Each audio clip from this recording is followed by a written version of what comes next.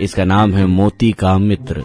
जी हाँ दोस्तों, मोती नाम का एक बहुत ही प्यारा और खूबसूरत सा बच्चा था। मोती तीसरी कक्षा में पढ़ता था। स्कूल जाते समय वह अपने साथ 2 रोटी लेकर जाता था।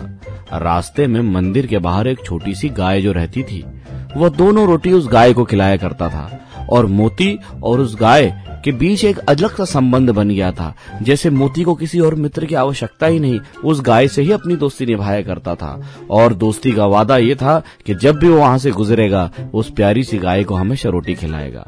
इसलिए दोस्तों, मोती कभी भी गाय को रोटी खिलाना नहीं भूलता था। कभी कभी स्कूल के लिए देर होती थी, तब भी वह बिना रोटी खिलाए स्कूल नहीं जाता था। स्कूल में लेट होने के कारण टीचर से उसे डांट भी लगती थी, पर वह गाय इतनी प्यारी थी कि मोती को देखकर बहुत खुश हो जाती थी। मोती भी उसको अपने हाथों से रोटी खिलाता था।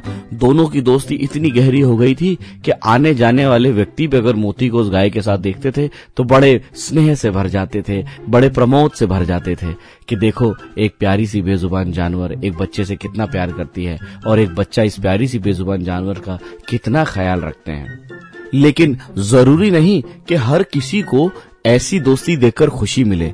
कुछ होते हैं ऐसे लोग जिन्हें किसी को परेशान करने में बहुत मजा आता है, और बस वैसा ही मोती के साथ हुआ। मंदिर के बाहर कुछ लड़कों ने मोती को पकड़ लिया। मोती से उसका सामान छीनने लगे, उसे चिढ़ाने लगे कि हे, तू तो एक जानवर का दोस्त है, तू उसका बछड़ा है क्या? तू भी उसकी तरह चारा खाता है क्या? अपनी रोटी तो तू उसे खिला देता है, वो तुझे क्या खिलाती है? हाँ, और जोर जोर से उसका मजाक उड़ाकर हंसने लगे। मोती ने उन सभी का विरोध किया तो मोती की पिटाई करने लगे, उससे छेड़छाड़ करने लगे। लेकिन उन्हें नहीं पता था कि मोती की प्यारी सी मित्र, प्यारी सी दोस्त, वो गाय उसी मंदिर के किनारे पर बैठी हुई है।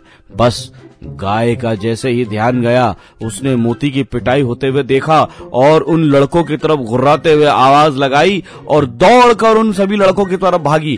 और जैसे ही उसने अपने सिंग उठाए और अपनी जोर से घुर्राने वाली आवाज में करके बोला, तो सारे मनचले लड़के जो उस मोती को परेशान कर रहे थे वो तुरंत 9-2-11 हो गए, तुरंत भागते हुए निकल गए।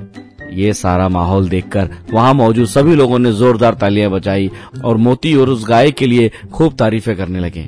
मोती भी उठा, उसने गाय को जोर से गले लगा लिया और अपने आप को बचाने के लिए उस गाय का बहुत बहुत धन्यवाद किया। तो दोस्तों, हमारी इस कहानी से क्या नैतिक शिक्षा मिलती है? यही कि गहरी मित्रता सदैव सुखदायी होती है।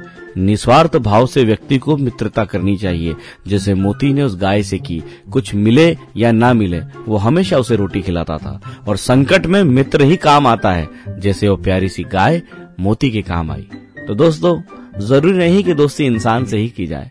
आप जानवरों में भी अपना दोस्त ढूंढ सकते हैं, पेड़ों में भी आपको अपना मित्र मिल सकता है। ये सारी प्रकृति आपकी है और पूरी प्रकृति के लिए आप हैं। तो दोस्तों, इसी तरह की प्यारी प्यारी कहानियां लेकर मिलूंगा अगले एपिसोड में।